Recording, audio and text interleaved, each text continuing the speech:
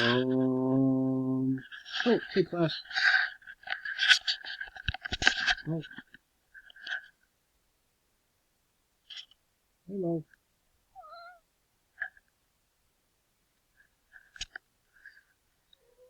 Hey, Mackie.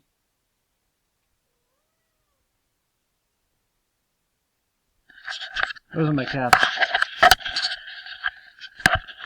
So, I guess I will try this audio on my face here for a little bit, and if you find it distracting, just let me know in an email and I'll stop doing it. But let's get on with lecture number 10, even though it says lecture number 11 there, and I know I need to change it.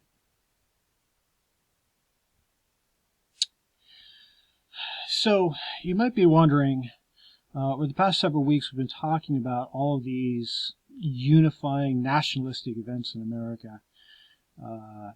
Fighting World War II, beating commies, beating Nazis, fighting the Red Scare, defending the American way of life. A high period of American unity between the 1920s and the 1960s. And you might be wondering, well, what went wrong? Because you clearly understand America is a very divided place today. And that is what we have kind of started to talk about and continuing to talk about today. Now, historians call this period of the 1960s and 1970s and this kind of decline of a sense of American nationalism or American unity or what it means to be an American. They call this by different names. The collapse of the Rooseveltian nation, the state and culture that FDR and TR built. The demise of Cold War liberalism, and I'll be talking about that at different points. But I like to present this period, the period from the late 1960s and 1970s and after, from nationalism to separatism. A strong sense of American identity, ending in after these years, and continuing even into the present. A much stronger separatism, a much stronger sense of disunity than unity in the country. Certainly the stuff that we've experienced in our past, but new for the 20th century and continuing into the 21st century too. In many ways, the symbol of this disunity was the TV show All in the Family. So I know I'm showing my age here and talking about All in the Family. It used to be when I started teaching that some students had actually seen episodes of All in the Family. I'm not sure that that's the case anymore. You might have heard of it. You probably heard of the name Archie Bunker before there was Donald Trump, the public person who says it like it is. That was Archie Bunker, right? And Archie Bunker was part of All in the Family, the TV show. This was the most popular TV show of the decade, with an average viewership of over 40 million people.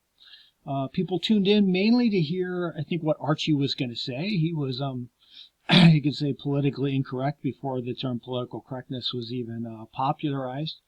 But people also probably tuned in for a sense of nostalgia, a sense of wanting to get back to a time in which America was unified and wasn't dealing with all of these new divisions that were rising in the 1970s. You see this in the theme song of the show.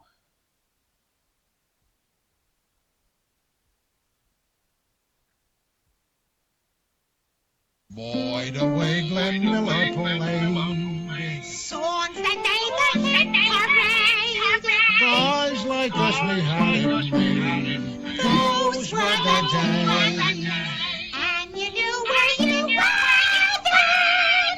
Girls were girls and men were men. Mister, we could use a man like Jaime Boomer again. Didn't need no welfare state. Everybody pulls his weight.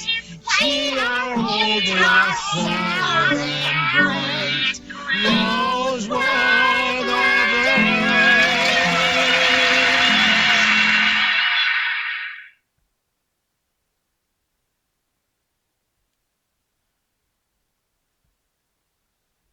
Those were the days. In the 1970s, many were wondering, are America's best days behind them? All in the Family, in reflecting this kind of new America, also identified a larger trend underway in the 1970s, what I would call a crisis of leadership. America in the 1970s was experiencing a crisis of leadership, reflected in many ways in these three individuals. Can you identify them? What do these guys have in common? You probably have identified by this point Gerald Ford, Richard Nixon, and Jimmy Carter, all U.S. presidents. Yes, the crisis of leadership of the 1970s was a crisis of leadership in the federal government. FDR had taught Americans to, in many ways, trust the government. The government's competent to fight a depression, and then to fight a war. And then America had been fighting this Cold War while maintaining peace and prosperity at home. In the 1970s, with the economic turmoil, the failure in Vietnam, it looked like the federal government was no longer able to do the things, if it ever had been able to do the things that it had done before. And so the crisis of leadership in the 1970s was a crisis of faith in the federal government. And you see that even in the Archie Bunker song, man, we could use a man like Herbert Hoover again. Pre-Depression, pre-FDR, maybe we need to rethink this whole idea of government competence or big government liberalism, Cold War liberalism. Maybe we need to go back to a time, he said, before the welfare state. Didn't need no welfare state. Everybody pulled their weight. We'll talk about how Archie is kind of reflecting the new conservative movement in future lectures. But at this time, the Americans are clearly suffering with under the leadership of the federal government, and particularly these three individuals. They might strike you, if you remember anything from high school lectures, as not very effective presidents, if not outright corrupt. But these guys have something else in common, something that they have in common with Archie Bunker. I'm going to assume all the hands are up now, and you all know they're all white males. So Archie said, guys like us, we had it made. In the 1970s, that's no longer the case. The crisis of leadership of the 1970s is not just a crisis of faith in the federal government. It's also a crisis of the belief that white men, just because they are white men, are naturally able and gifted to be the leaders of society. The shift from nationalism to separatism is being led by groups that are questioning not just the competency of the federal government, but they are especially questioning the faith in white male leadership and the authority of white males. And so our purpose in these lectures, part one, we'll look at one of these separatist movements. Part two, we'll look at the other separatist movement, but understand what they have in common and how a person like Archie Bunker, right? I mean, that name Bunker, right? Here's a guy who feels besieged in many ways, and white males did begin to find themselves feeling besieged from these separatist movements of the 1970s. So the first we need to talk about is the Black Power movement. I'm going to tell you a little story here. I need you to step back in time with me to June of 1966 and pretend you are Martin Luther King Jr. Should be easy to do, right? James Meredith, a SNCC member, had earlier in 1966 started what he called a march against fear. Well, he had been shot and wounded. Other SNCC leaders, SCLC leaders were called in to kind of continue Meredith's march against fear. This is going on in Alabama. And so, as King, you were one of the persons called down. And the cameras come with you. We have footage of you walking on this march, and it's pretty clear you're tired. Maybe you're old, but you're clearly tired. I mean, the interviewer is talking with you. What are you hoping to get out of this? What's going on? And clearly, you're tired, you're worn out, you're pretty unenthusiastic. Meanwhile, the SNCC member walking next to you, young, he's bouncing around, a little wild-eyed even. You know, there's clear contrasts in the generational leadership of the civil rights movement. That later events would lead us to go back to this footage and say, oh, okay, we can kind of see this reflected here. But as you continue through this march, you can see that your movement, the civil rights movement, is beginning to splinter. You're hearing SNCC activists say things like this. If one of those damn white Mississippi crackers touches me, I'm going to knock the hell out of him. Questioning the philosophy of nonviolent civil disobedience. There should be an all-black march, another one said. We don't need any more white phonies and liberals invading our movement. So much for integration as one of the concerns of the civil rights movement in the early 1960s. As we've talked about a little bit already in previous lectures, African Americans, particularly SNCC members, are beginning to challenge the idea of integration or even working with white liberals. A lot of that has to do with what happened at the DNC convention of 1964. Well, finally, you get to Greenwood, this is going on in Mississippi, not Alabama. Finally, you get to Greenwood, Mississippi, and all hell breaks loose. In the middle of one of the rallies going on that night, the guy who'd been walking next to you jumps up on stage and says, the only way we're going to stop them white men from whooping up on us is to take over. We've been saying freedom for 6 years and we ain't got nothing. What we're going to start saying now is black power. And this man's associate jumps up to the stage. What do you want? And the crowd shouts back, black power. What do you want? Black power. And the black power movement is inaugurated on that night in Greenwood, Mississippi. This person who had been who introduced the black power went to King afterwards and says, look, man, we've been wanting to introduce this black power slogan for some time, but we were waiting for a situation in which you would be here too, because we wanted to introduce the black power slogan at an event in which you would be at too. King's response was, well, I've been used before, I guess one more time won't hurt. But that does bring us to the question of what is the relationship between King and the civil rights movement and the black power movement. And we often think of these as opposites. We're taught by our history classes, we're taught by our pop culture to think of these as civil rights movement good, black power bad, civil rights movement nonviolent, black power violent, civil rights movement Christian, black power angry, Muslim even. And the truth is these movements are a lot more interconnected. In fact, I would present their connections this way. The black power movement makes explicit what had been implicit in the civil rights movement. And that has to go back to the politics of authenticity. I've kind of made these claims in a previous lecture that black power is really bringing to the forefront the need for African Americans to be self-determining.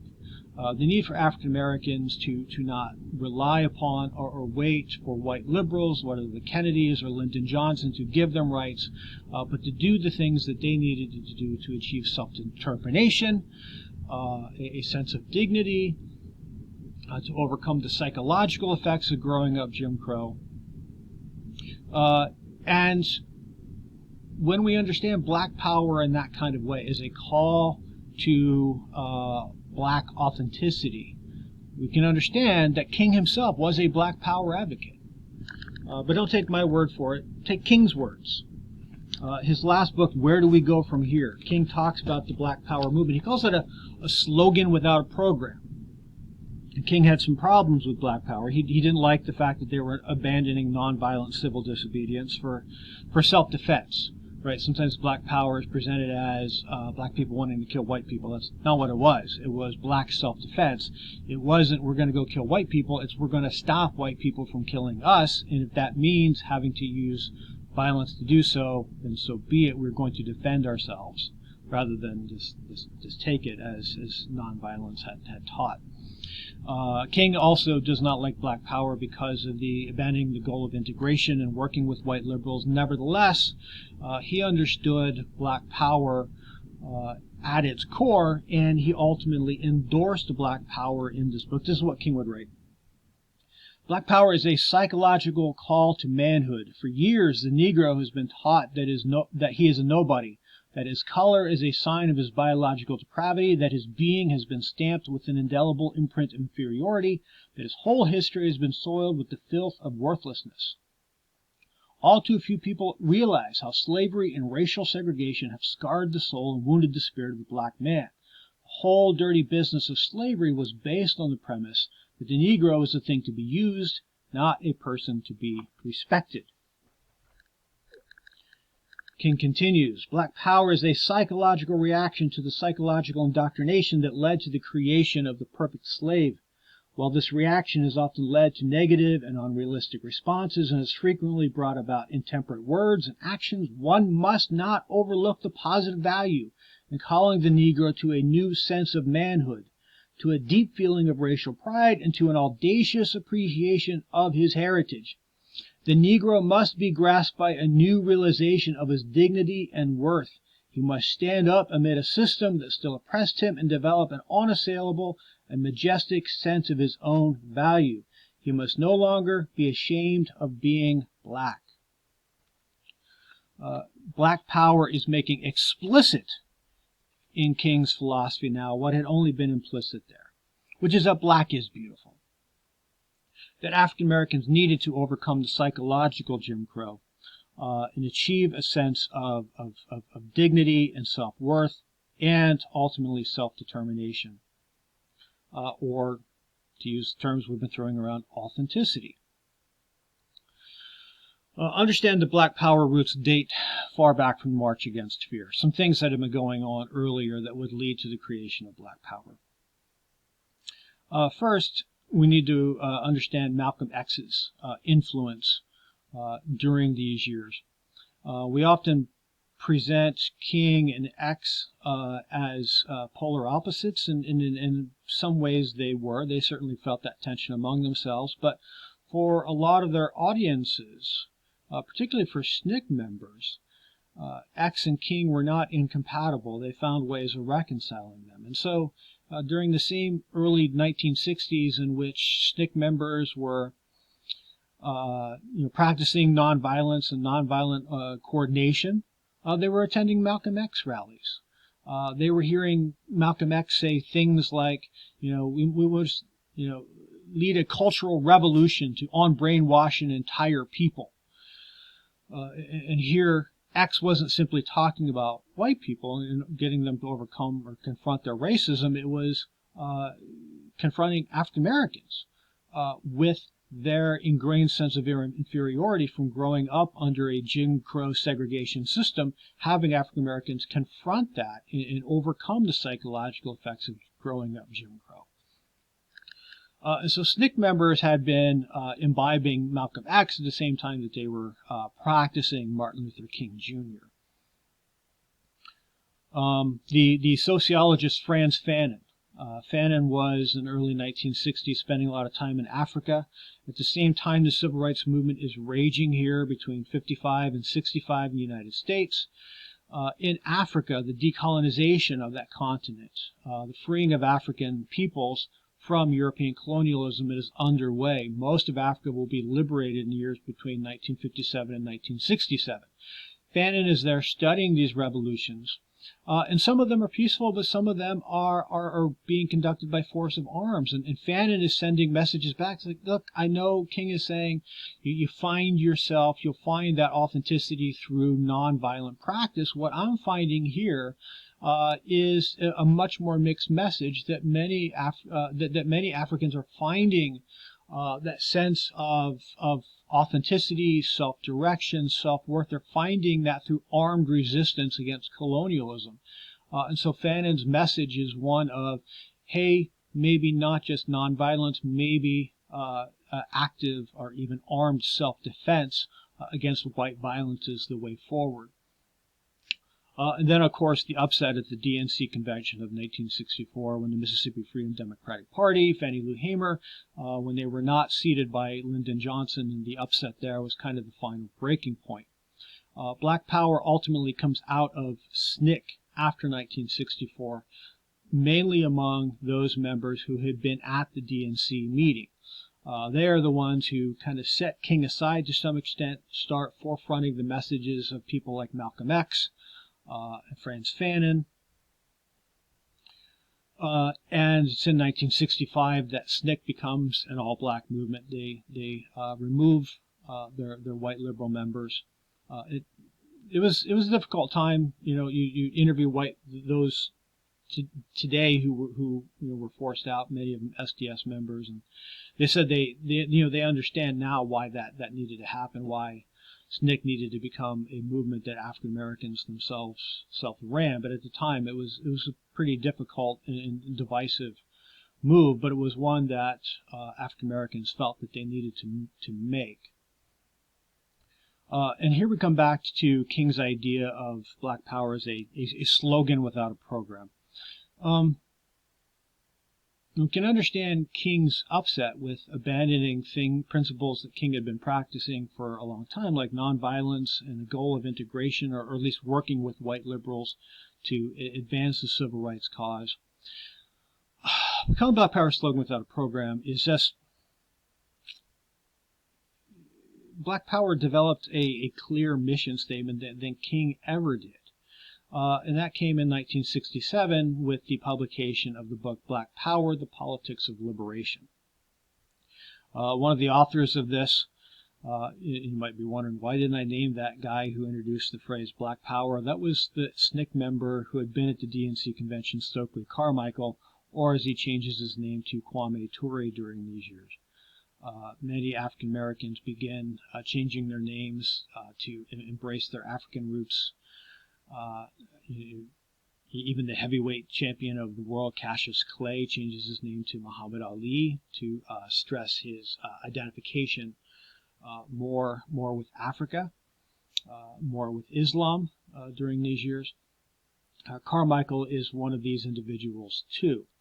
Carmichael understood as the intellectual father of the Black Power movement.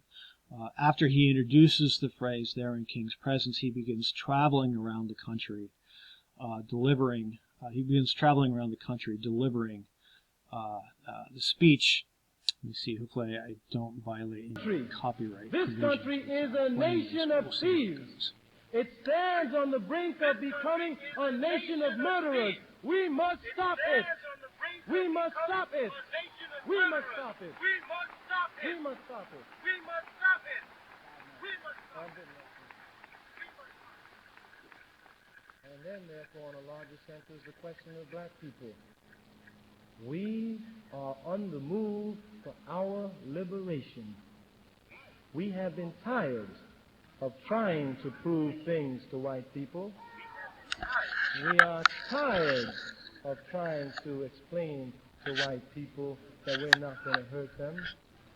We are concerned with getting the things we want, the things that we have to be able to function. The question is, can white people allow for that in this country? The question is, will white people overcome their racism and allow for that to happen in this country? If that does not happen, brothers and sisters, we have no choice but to say very clearly, move over or we gonna move on over you. Thank you.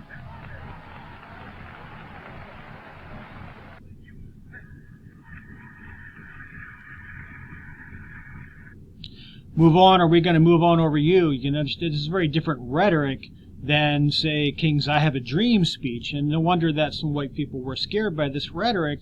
But that was not the core of, the threatening language or imagery was not the core of this message, right? We are on the move for our own liberation.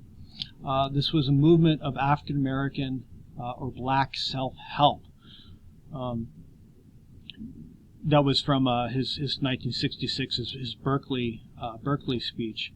He would ultimately write up kind of a program King called a slogan without a program. No, Black Power did have a very clear program articulated in Carmichael and Michael Hamilton's book, Black Power, in 1967.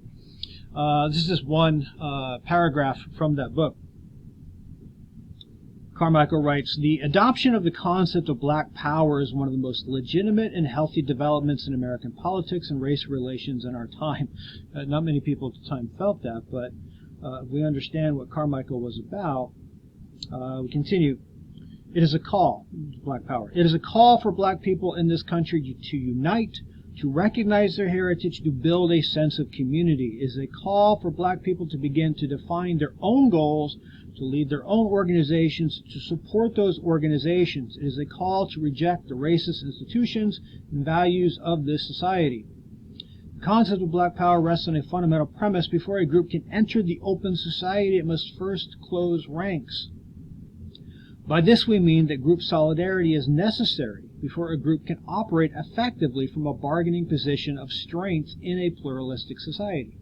Traditionally, each new ethnic group in this society has found the route to social and political viability through the organization of its own institutions, with which to represent its needs within the larger society.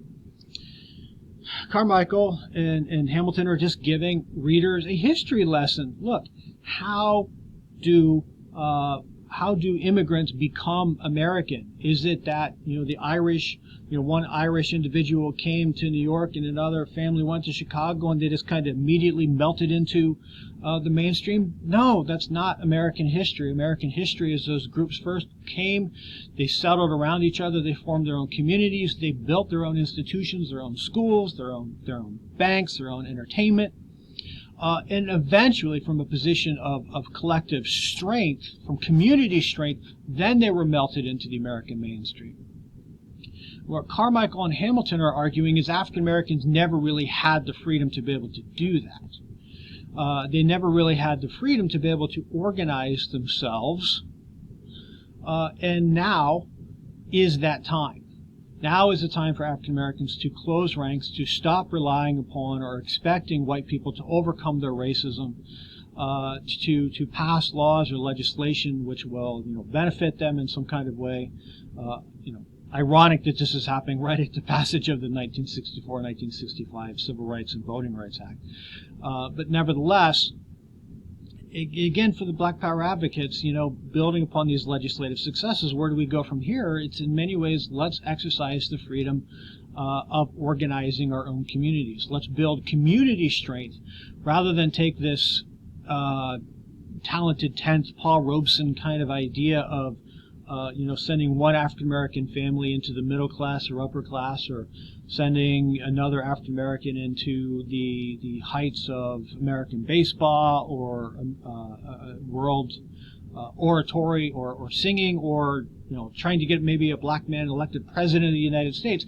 Instead, what we need to focus on is community empowerment and community uplift. This is what all previous immigrant groups had done to eventually be able to enter into the mainstream of American society, and so we need to do this. So understand that the goal ultimately of Black Power was one of integration.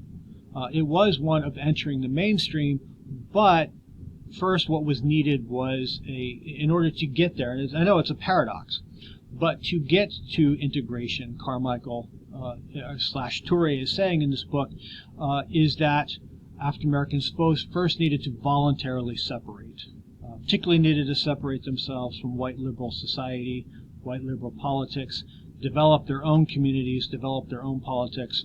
One of the main things that Carmichael was trying to argue for in the Black Power book was the need for African Americans to form their own political party. And this makes complete sense, right? He had been one of the persons frustrated by the DNC's refusal to seat the Mississippi Freedom Democratic Party back in '64. So it makes sense that they see one of the most important forms of collective empowerment is to develop a third political party centered in black identity and the perceived needs of the black community within the United States. And so the Black Power movement ultimately is a separatist movement, a movement of voluntary segregation, with the goal ultimately of developing community and collective power so that African Americans could together, not as an individual, not as a family, could together enter into the mainstream of American life. Before we move on and talk about one of the primary, Black Power took a lot of different forms, community forms, organizational forms. We'll talk about the main one here in just a minute. Before we do, I just want to say that there was a lot of the Black Power movement involved African Americans leaving Christianity. Some of them embracing the Islam of a Malcolm X, of a Muhammad Ali, for instance. Not all did, though. The New York theologian James Cone developed a Christian version of Black Power in his 1969 book, Black Theology and Black Power, where Cone argues that if you're a Christian in 1969, you need to be involved in helping the African American community organize. If Jesus were alive in 1969, he would be a Black Power advocate. Because Jesus always identified with the marginalized and oppressed. Who were the most marginalized and oppressed in American life in the 1960s? It was African Americans. And so Jesus would be a Black Power advocate as well, too. So I just wanted to throw out there were Christian versions of Black Power, too. Now, the organization that would consider Stokely Carmichael their honorary president was the Black Panthers. The Black Panthers represented probably the largest national effort to institute something like what Carmichael and Hamilton had called for in the Black Power book, to develop a Black Power strategy. The Black Panther symbol itself comes out of a SNCC, a Southern SNCC branch in the mid-1960s. But ultimately, the Black Panthers will be launched in Oakland, California in 1967 by Huey Newton, featured up in the corner there, and Bobby Seale. The Black Panthers, if you guys have heard of the Black Panthers, if you've seen pictures of the Black Panthers, it's probably because you watched the movie Forrest Gump, right? And what is the image you get of the Black Panther from the Forrest Gump film? Angry, militant, you can see the poster there, guerrilla warfare. Definitely the stylings of the Black Panthers were revolutionary, certainly as seemingly more angry or aggressive. I should say the Black Panther is one of the first things that they first kind of introduced themselves to the California scene. Police officers in 1967 found themselves, going about their business, and they found themselves being followed by cars of black men carrying machine guns, because at that time California law was such that you could carry guns as long as you carried them openly. And so Black Panthers like, cool. And so they walked around in broad daylight with machine guns, and that was legal under California law at that time. But the first instances of the Black Panthers were, they were following the cops around. The feeling of the Black Panthers, and particularly Newton and Seale, was that the police were the most institutionally racist, oppressive branch of American society, and so somebody needed to be there to police the police. Forget nonviolence. We need black self-defense against those individuals who would look to hurt or oppress the black community, and that was police officers. And so the Black Panthers made a name for themselves following the police around cities like Los Angeles. The whole idea of the Miranda rights, right? That comes out of a case in 1965. This is still being instituted in police departments, and in some cases it would be the Black Panthers themselves who would read. Black Panthers knew their Miranda rights better than the officers did, and so in some cases it was the Black Panthers who were actually reading people being arrested, reading them the Miranda rights. It was the Black Panthers doing it for the police. Newton himself at night was going to law, getting a law degree, going to law school, and so the police would tell him things like, "Oh, you need to stand back, you can't be here," and he would go through and explain his constitutional legal rights to be able to do so. So very different posturing from the civil rights movement, and one that scared much of the leadership in California. In fact, they tried to change gun laws in 1968. You get one of the most kind of the early famous national scenes of the Black Panthers actually go march in the California state legislature in 1968 and occupy that. And they're interviewed, and these interviews end up going nationally, and the Black Panther movement spreads through their occupation of the state legislature. They're trying to convince the state legislature to stop them from changing these gun laws because they feel like these gun laws are going to make it harder for them to be able to do their work of the self-defense of the black community. So a lot of the images that you see, and I'll send you a video, short, 20, 30-minute video if you wanted to dig deeper into the Black Panthers. A lot of the imagery, the style of the Black Panthers was certainly more revolutionary, confrontational than anything you got coming out of King and the Civil Rights Movement era. Nevertheless, we need to think of the Black Panthers as a distillation of Carmichael and Hamilton's book, Black Power. It was a constructive organization. We think of this as this angry black men running around with guns. It's not. They were a much more constructive organization. In fact, they had a 10-point program that they looked to institute. Part of that program was things that they wanted to achieve legally, but part of that was also things that they were doing for their community. A more accurate picture of the Black Panthers would be to have a Black Panther with a machine gun in one hand and a breakfast spatula in the other hand.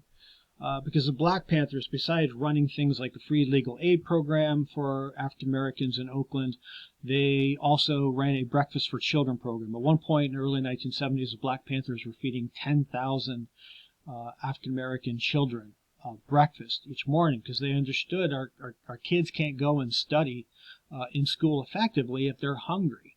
So we need to get breakfast in them, and you'll see some of these images in the video that I'll send. While the kids are eating breakfast, the Black Panthers are there teaching them songs like Black is Beautiful, trying to do the things that the school system was not doing for these African American children. The Black Panthers are trying to do these things. And so we need to understand the Black Panthers, not just the revolutionary side, the hyper-masculine side, but we need to understand the constructive side too. And that brings us to our final subject for part one of this lecture, Elaine Brown. Brown was born in Philadelphia in the 1930s. Her father wasn't around. Her mother worked all the time to be able to send Elaine to a private school. That meant Elaine had a lot of free time, and so after school, and she got a really good education, but after school she would run around with gangs in Philadelphia. It was pretty much on her own. The early 1960s, while the civil rights movement is raging, we find Elaine Brown. She runs off to Los Angeles with the socialist lawyer Jay Kennedy. And in the very years in which Birmingham is taking place, Elaine Brown is a waitress at the Pink Pussycat Club. She has a drug addiction, and she's living with this socialist civil rights lawyer Jay Kennedy. The only reason I want to point out Jay Kennedy's name is we later find out that Kennedy, he appears to be this radical lawyer. Turns out he was a CIA plant in the civil rights movement. He was trying to dig up dirt on Martin Luther King Jr. because the CIA, like the FBI, were convinced that Martin Luther King Jr. was a communist in league with Chairman Mao and the Chinese Communist Party. And here's Elaine Brown, eventually president of the Black Panthers, and her boyfriend is Jay Kennedy. Things begin to change for Brown when she starts giving piano lessons in Watts Ghetto in the very years in which the Panthers are forming, and she becomes in contact with the Panthers and their philosophy and is enamored of it. She becomes interested in Huey Newton.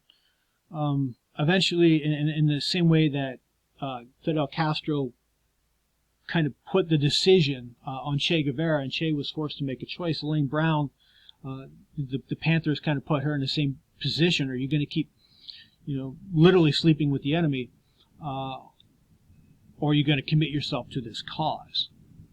And a move that Elaine Brown calls in her autobiography, "Getting Black." She loved J. Kennedy, but she breaks off a relationship with him. She knows she needs to commit herself fully to the Black Panther movement and the movement of Black liberation. Brown's position in the Black Panthers is an interesting one.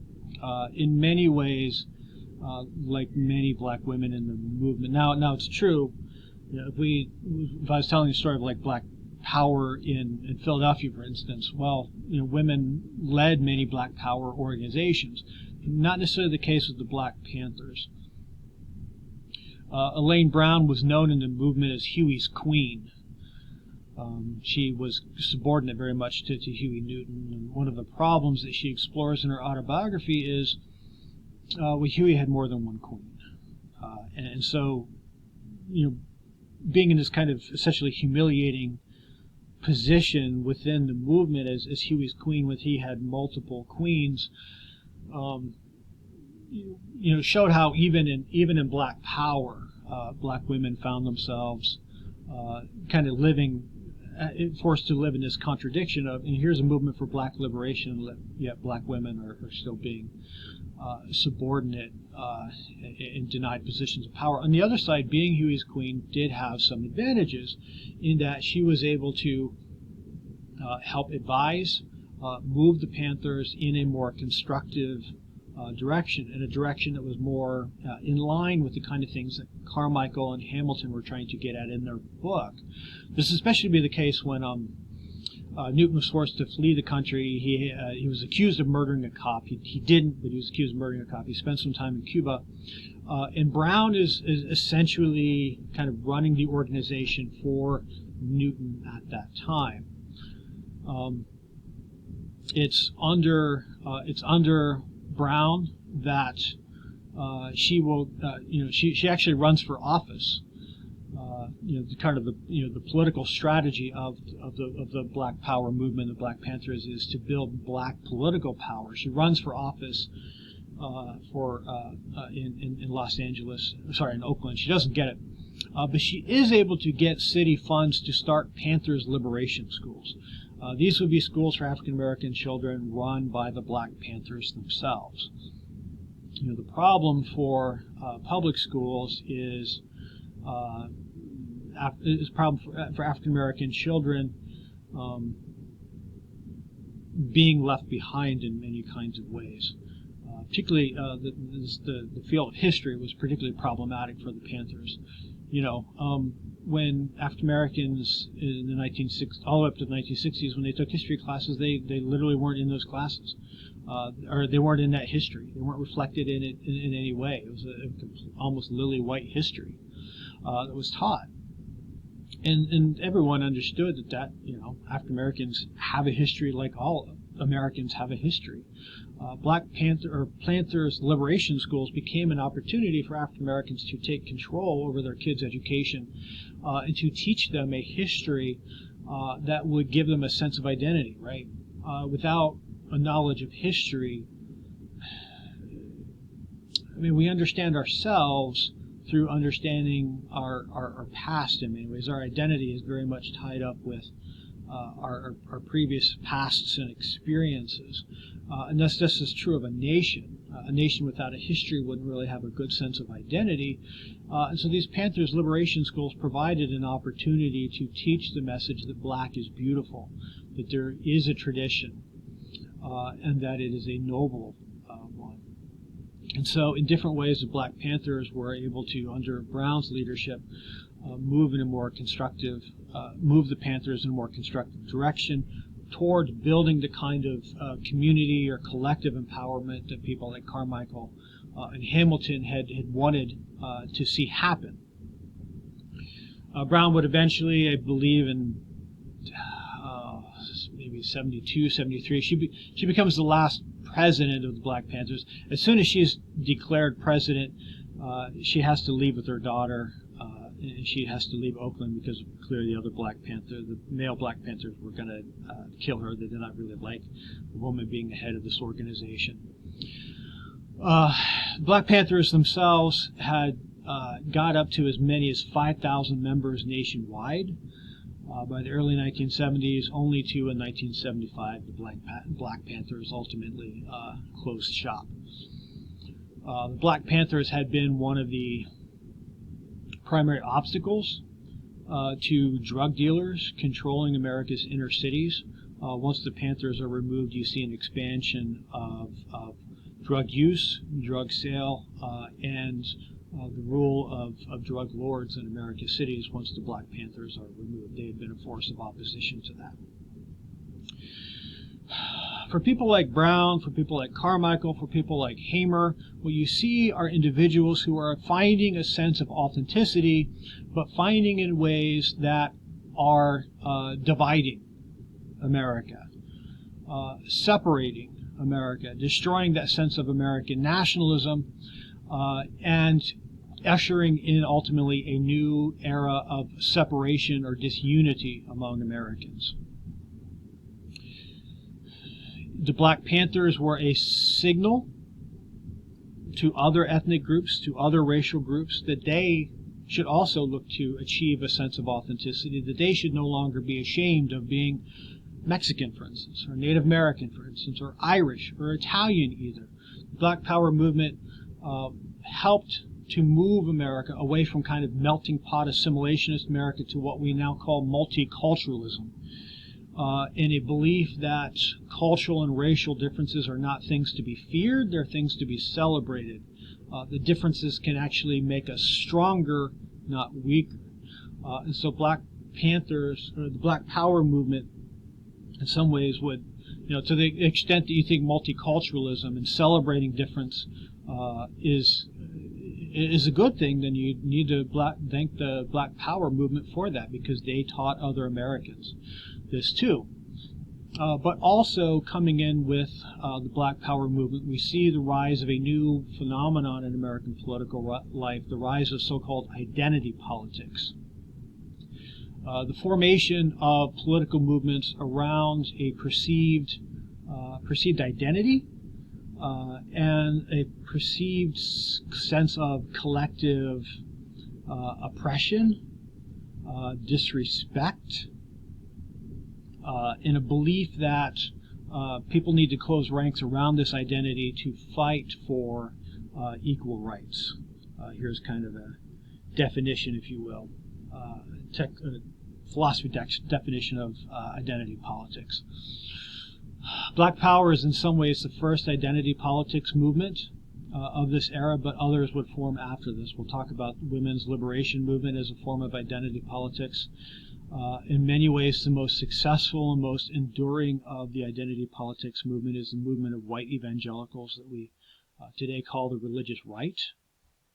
We'll talk about them down the road, but these identity politics movements, for as much as they might have been, might still be necessary for individuals to fight for equal rights, they do make it harder for us to identify a common good or a public interest, right? I mean, there are certain things that all Americans, white, black, male, female, Christian, non-Christian, have in common, like, say, fighting a pandemic.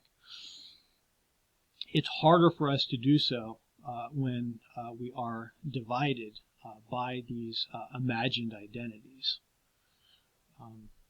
For as much as an identity politics was necessary in America for marginalized and oppressed groups like African Americans, to fight not just for equal rights, but to fight for a sense of authenticity or self-determination, we are more divided. We are more disunited today because of these types of conflicts. And we'll continue with this conversation in part 2 of this lecture. Thanks for hanging with me.